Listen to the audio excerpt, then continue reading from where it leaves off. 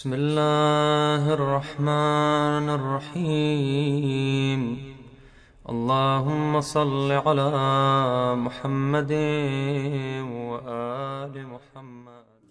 بسم اللہ الرحمن الرحیم نحمدہ ونصلی علی رسولہ الکریم وعلی آلہ الطیبین الطاہرین. اللہم صل علی فاطمۃ وابیہا وبعلہا وبنیہا وسر المستودع فیہا.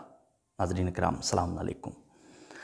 یوں تو پروردگار عالم نے دعاؤں کی قبولیت کی ضمانت لی ہے اور 12 کے 12 مہینے اللہ نے بنائے ہیں، لیکن زمانی اور مکانی لحاظ سے اگر آپ جائزہ لیں احادیث معصومین علیہم الصلاۃ والسلام کا، تو بعض مکانات وہ ہیں جہاں پہنچنے کے بعد انسان جب مالک کی بارگاہ میں دست سوال بلند کرتا ہے تو پروردگار دعاؤں کو بڑی جلدی سے قبول کر لیتا ہے.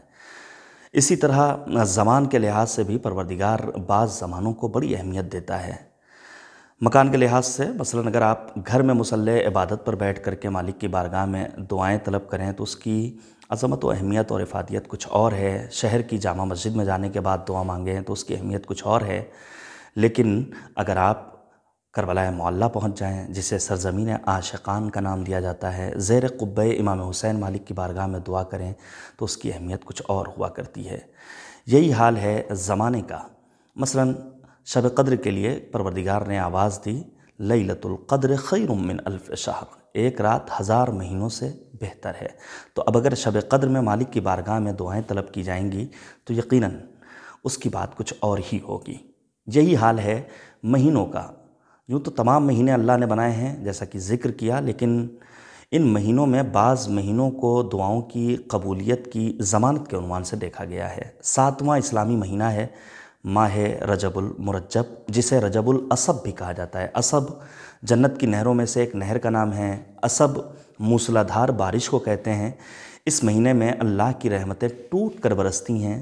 بندگان خدا اپنی ظرفیت کے مطابق توفیقات الہی کے نتیجے میں اللہ کی بندگی کرتے ہیں.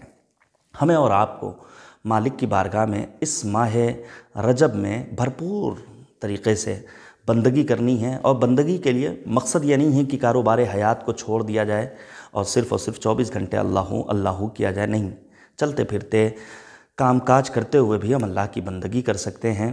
یہ وہ مہینہ ہے جو 4 حرام مہینوں میں سے پہلا مہینہ ہے. دور جاہلیت میں بھی اس مہینے کو خاص اہمیت حاصل تھی. حتیٰ اس زمانے کے جاہل سماج کے افراد بھی اس مہینے کا احترام کیا کرتے تھے. کچھ نہیں کر سکتے ہیں تو سورہ توحید کی زیادہ سے زیادہ تلاوت کر سکتے ہیں اور مالک کی بارگاہ میں طلب مغفرت کر سکتے ہیں.